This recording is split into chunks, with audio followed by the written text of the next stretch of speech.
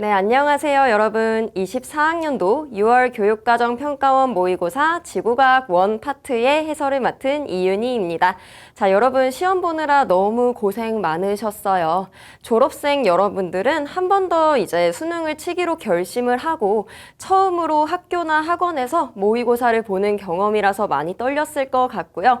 재학생 여러분들도 이제 졸업생들이 함께하는 첫 번째 시험이기 때문에 많이 긴장되는 마음으로 시험을 봤을 것 같습니다. 자, 시험을 잘 본 친구들은 좀 기분이 좋을 거고 시험이 성적만큼 안 나온 친구들은 또 우울한 기분을 가지고 있을 텐데요. 우리가 시험 성적보다 중요한 건 이 시험을 우리가 어떻게 해석해서 어떻게 나에게 좋은 영양분으로 만드느냐가 가장 중요합니다. 따라서 선생님의 총평과 해설 강의를 통해서 이번 6월 모의고사가 여러분들한테 뜻깊은 시험이 될 수 있도록 본인 것으로 만드는 시간을 반드시 가지시기 바랍니다. 자, 일단 우리 6월 모의평가가 여러분들에게 왜 중요한지 간단히 한번 보도록 할게요. 자, 6월 모의평가는요, 평가원에서 출제하는 시험 문제죠. 그렇기 때문에 수능과 같은 출제 기관에서 만들어진 시험 문제입니다. 그렇다는 건 당연히 무슨 뜻이겠어요? 그렇죠. 수능과 가장 유사한 형태의 시험이다 라는 거겠죠. 그래서 우리가 수능이랑 가장 비슷한 문제를 접할 수 있는 아주 좋은 기회였다. 자, 그리고요. 졸업생이 응시가 가능한 시험입니다. 즉, 등급을 낼 때 그 안에 졸업생들도 함께 들어가 있는 거예요. 그러다 보니까 평소에 재학생들만 보는 시험과는 다르게 조금 더 객관적인 나의 위치를 파악할 수 있다라는 장점이 있습니다. 자, 그런데 이렇게 우리가 6월 모의평가를 보고 나서 나의 지금 객관적인 위치는 이 정도구나 라고 여러분들이 아는 것에서 그치면 안 되겠죠. 이것보다 더 중요한 것은 선생님이 방금 얘기했었던 것처럼 이 시험을 어떻게 여러분들의 자양분으로 만드느냐, 그게 더 중요한 내용입니다. 그래서 옆에를 한번 보시면요. 여러분들이 이제 문제를 풀었을 때 여러분들이 틀린 문제들이 있을 거예요. 이 틀린 문제들을 두 가지 유형으로 한번 나누어 보았습니다. 첫 번째, 오답률이 낮아요. 틀린 사람이 별로 없는데 내가 틀렸어. 그 말은 무슨 뜻이냐?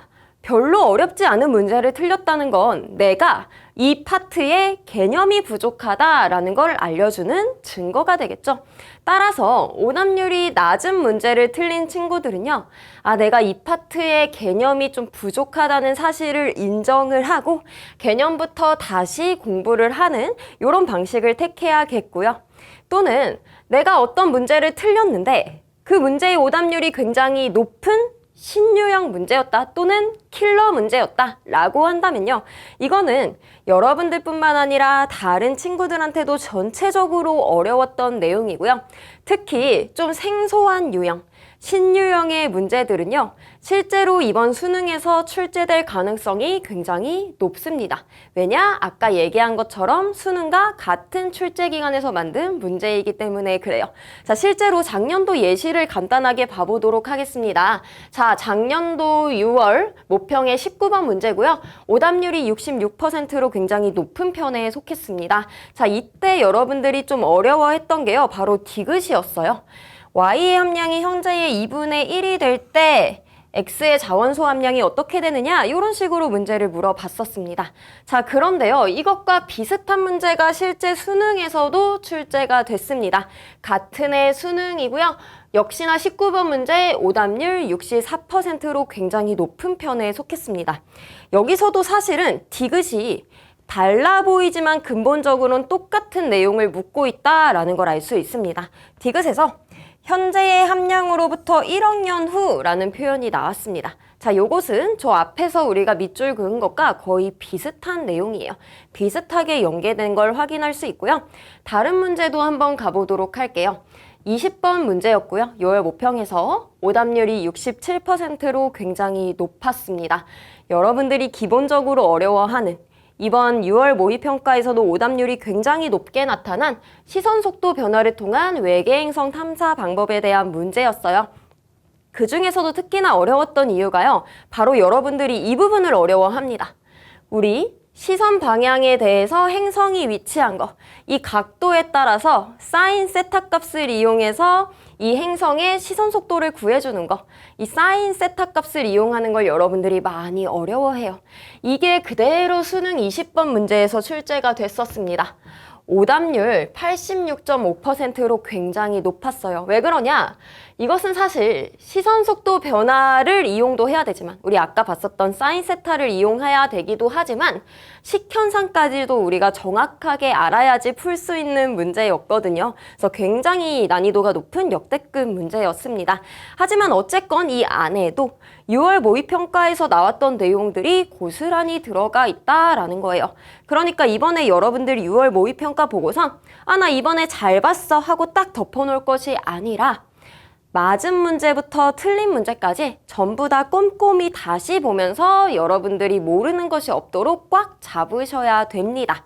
자, 그러면 우리 전년도 6월 모의평가와 올해 6월 모의평가에 좀 난이도를 비교를 해보도록 하겠습니다. 자, 전년도는요, 등급 컷, 1등급 컷이 47점이었습니다. 그러니까 3점짜리 한 문제 틀린 사람까지만 1등급이었던 거예요. 그리고 2등급 컷도 43점으로 상당히 높은 편이었습니다. 즉, 작년 6월 모의평가는요, 그렇게 문제의 난이도가 높지 않았어요. 자, 킬러 문항의 수를 한번 보아봤는데요.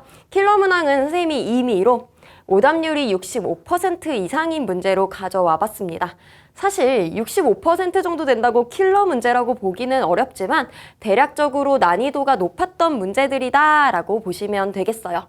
그래서 그 예시로 보면요. 일단은 11번 문제가 75% 정도로 가장 오답률이 높았는데요. 이 문제는 표층 해류 문제이기는 했는데 남반구의 계절을 판별하는 내용을 포함하면서 남반구가 들어가면 여러분들 굉장히 어려워하죠. 그래서 오답률이 굉장히 높게 나타난 문제였고요. 20번 문제와 19번 문제는 우리 방금 앞에서 살펴보았던 유형의 문제들이었습니다. 자, 그렇다면 올해 시험은 어땠을까? 올해 시험을 보니까요. 1등급 컷이 한 45점에서 46점 정도가 나옵니다. 아직은 정확한 1등급 컷이 나오지 않았어요. 상대적으로 전년도보다는 조금 더 어려웠구나 라고 느껴질 수 있을 텐데요. 2등급 컷도 40점에서 41점 정도로 역시나 전년도보다 2점에서 3점 정도 낮아진 걸 확인할 수 있습니다. 자, 그런데요. 등급 컷만 보면 크게 또 차이가 많이 나진 않는 것 같은데 킬러 문항수, 즉 오답률이 65% 이상인 문제의 개수 한번 보세요. 훨씬 더 많은 걸 확인할 수 있습니다. 77%의 오답률에서부터 68%의 오답률까지에 해당하는 문제가 5문제나 돼요. 즉 20문제 중에 5문제는 굉장히 높은 난이도를 가지고 있었다라는 건데요. 이따 우리 해설에서 보면 알겠지만 사실은 두 번째 그리고 세 번째, 다섯 번째에 있는 18번, 15번, 5번 문제는요. 완전히 어려운 내용이라기보다는 사실 과거의 기출문제에 많이 출제되어 있었던 어떻게 보면은 기본적인 기출 내용인데 아직 6월 모의평가라서 그런지 그리고 원래 여러분들이 조금 어려워하는 부분이라서 그런지 조금 상대적으로 난이도보다는 오답률이 높게 나타난 문제들이고요. 그리고 16번과 20번은 여러분들이 가장 어려워하는 별과 외계행 성계 단원이었습니다. 그래서 역시나 계산식이 좀 어렵게 출제가 되면서 역시나 오답률이 굉장히 높게 나타난 것을 확인할 수 있습니다. 자, 그래서 우리 이번 시험에서 단원별로 어떻게 이 출제가 분포했나 라는 내용을 한번 살펴보면요. 오답률별로 1단원부터 6단원까지 문제가 어떻게 분포하고 있는지를 나타내 보았는데요.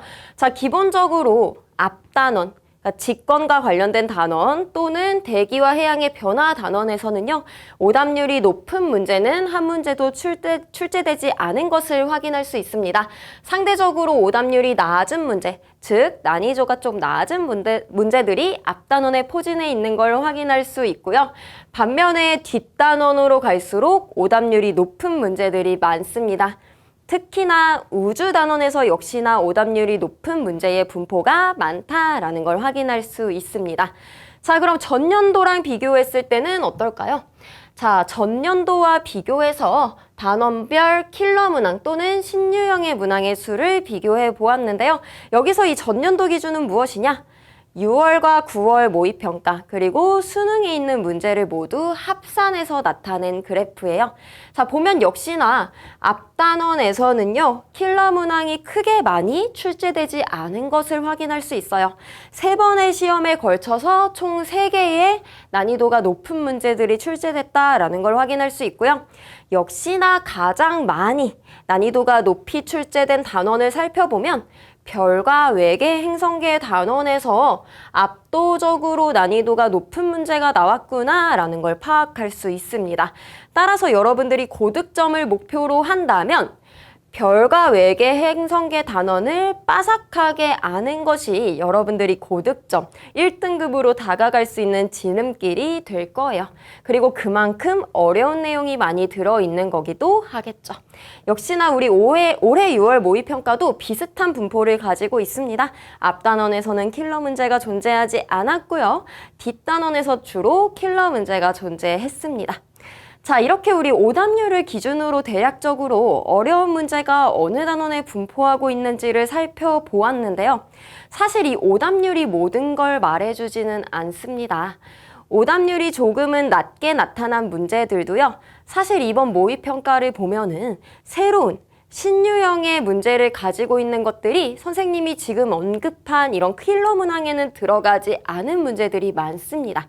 근데 선생님이 앞에서 언급했던 것처럼 이런 신유형의 문제들은요. 이후에 수능에 연계돼서 수능에 변형이 된 채로 출제될 가능성이 굉장히 높기 때문에요. 이번 시험에서 출제되었던 새로운 유형의 문제들을 꼭꼭 집어서 그 문제를 꼼꼼히 해석하고 내가 정말 이 문제를 완벽히 알고 풀었냐? 또는 그냥 기억, 니은, 디귿 지문만 적당히 알아서 풀었냐? 요걸 여러분들이 정확히 인지해서 파악하실 필요가 있어요. 이번 시험에서 내가 몇 점을 맞았건 30점을 맞았건 40점을 맞았건 48점을 맞았건 50점을 맞았건은 이제 더 이상 중요하지 않아요. 이제 중요한 건 무엇이냐? 6월 모의평가에 출제되었던 이 20문제들을 여러분들이 정말 빠짐없이 알고 있고 빠짐없이 분석을 했느냐? 이게 여러분들의 앞으로 9월 모의고사 수능의 성적을 바꾸게 될 거거든요. 특히 이번 모의고사에서는요.